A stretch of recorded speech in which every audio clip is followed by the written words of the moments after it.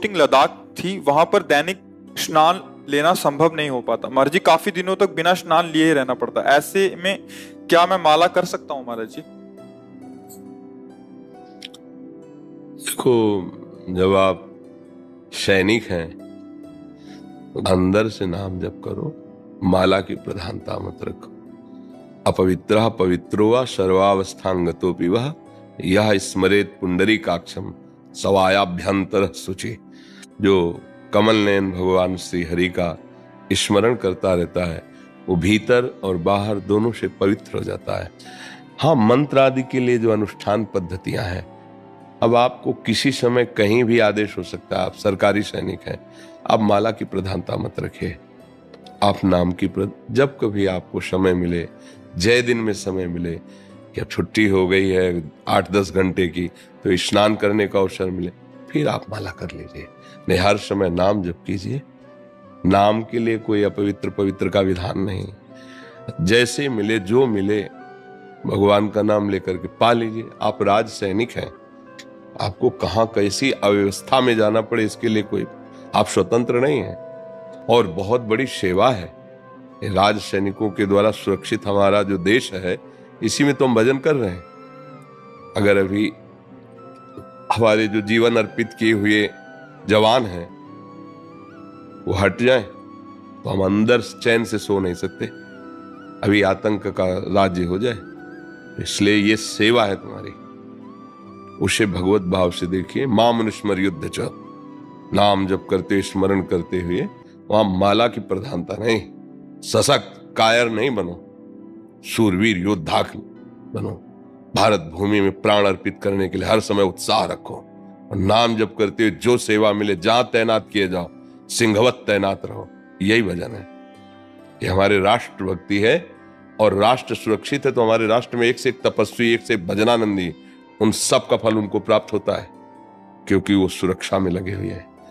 नाम जप करते हुए जैसी परिस्थिति, संतुष्टायेन केनवा, जैसी भी परिस्थिति उसमें संतुष्ट रहकर प्रधान देश सेवा का भाव रखो और नाम जप करते हो। जब समय मिले फिर नाव दो, पूजा विस्तार करो, कोई बात नहीं। लेकिन जिस समय तैनात हो उस समय यही पूजा है कि जिस विषय में तुम्हें सावधान किया गया उसमें असावधानी ना होने पावे, नाम जप करते हुए कायरता ना आने पावे, डर ना आने पावे, उत्साह आपके हृदय में रहना चाहिए। समझ पा रहे आप? कोई संशय? अगर जैसे स्नान कर लिया और फिर कर सकते हैं ना उधर, मतलब ड्यूटी पे दिक्कत तो नहीं है, परेशानी नहीं है, मैं माला जाप कर सकता हूँ ना? महाराज जी, मतलब अशुद्ध अवस्था में है तो माला को हाथ लगाए ना, या ऐसे ही नाम जप कर ले? उसी बात को तो कह रहे नहीं लगाना ना महाराज, नहीं। ऐसे ही नाम जप कर लो बिना माला के। क्योंकि माला बच्चा उसके मंत्र जाप जो मालक है, जैसे नाम जप करना ना, अगर मन जब ऐसे संख्या से लगता है तो आजकल वो नहीं चला, काउंटर जेब में डाले, अपना ऐसे करें, जेब में डाल लिया। ये माला जब मंत्र जाप, इसके लिए पवित्र आसन आदि।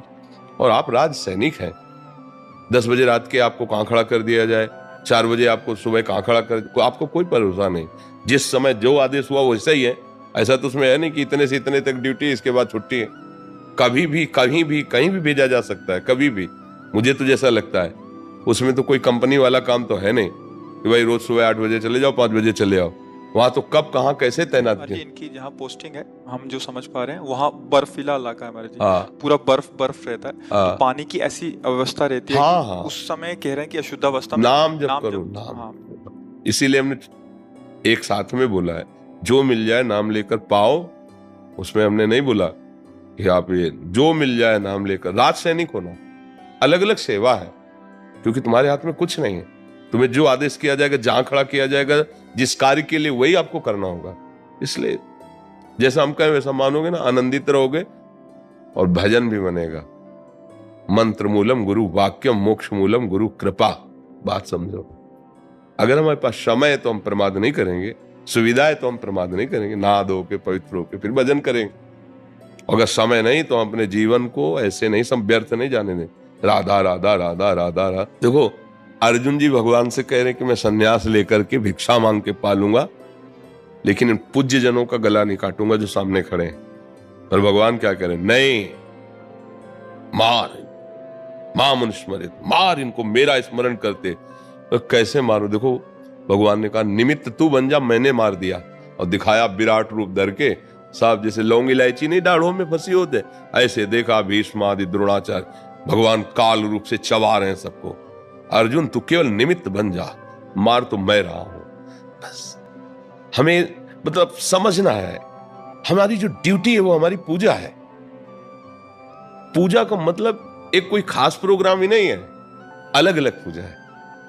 एक पत्नी अपने पति को भगवान मानकर उसकी पूजा करती है, वो एक यति की तरह सामर्थ्यशाली हो जाती है, एक महान योगी की तरह सामर्थ्यशाली हो जाती है। एक पुत्र अपने माता पिता को भगवान मान करके उनकी आराधना कर रहा है, तो भगवान विठ्ठल पुंडरीक जी के यहाँ है स्वयं इसी बात से दर्शन देने के लिए। हमें जो ड्यूटी मिली, जो सेवा मिली, उसे भगवान को समर्पित कर दें, भगवत भाव से करें, उसी से भगवत प्राप्ति हो जाएगी। आप संसारिक कार्य कर रहे हो और भगवान को समर्पित कर रहे हो, आए हुए अतिथि को भूखा, किसी कष्ट वाले को कष्ट से पीड़ित नहीं दे, भगवान मिल जाएंगे आपको, भगवान प्रसन्न हो जाए। भगवान किसी खास कार्यक्रम से नहीं मिलते। जो आपको सेवा दी है, जो विधान दिया है, उसी पे आप ठीक से चलो और उसे भगवान को समर्पित कर दो। ये तो सर्वाणि कर्माणि मयि सन्न्यस्य मत्पराः। भगवान क्या करें, सुभानि नहीं शब्द लिखा, ये तो सर्वाणि, सर्वाणि जिसकी जो ड्यूटी है, ये तो सर्वाणि कर्माणि मयि सन्न्यस्य मत्पराः अनन्ये नैव योगेन ध्यायन्त माम उपासते तो तेषाम् अहं समुद्धर्ता मृत्यु संसार सागरात्। हमको ऐसे मनमानी नहीं बोलते, जो तस्मात् शास्त्रम प्रमाणम थे, या तो छाती की बात बोलेंगे तब तुम्हें बता देंगे, क्योंकि यहां से जो अनुभव हो रहा है वही कहीं ना कहीं लिखा होगा, तुम पढ़ लेना, हम इतने पढ़े लिखे तो है नहीं, और जब प्रमाणित होगी तो हम बोल देंगे कि देखो ये लिखा है इस शास्त्र में। ये तो सर्वाणि, सर्वाणि यत करोषि, यत करोषि माने होता जो कर रहे हो, यज्जुहोषि, भगवान स्पष्ट वर्णन किए, बस समझना है। तुम जो कर रहे हो भगवान की आराधना मान के करो, तुम्हारे लिए जो कर्तव्य कर्म है और उसे भगवत अर्पित कर दो। नाम जप करते हुए तुम्हें वही गति मिलेगी जो एक साधु को मिलती है।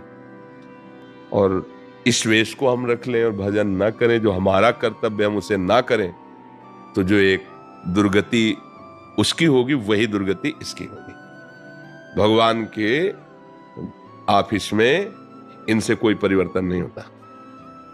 उद्देश्य और आंतरिक बात देखते हैं प्रभु, समझ रहे ना?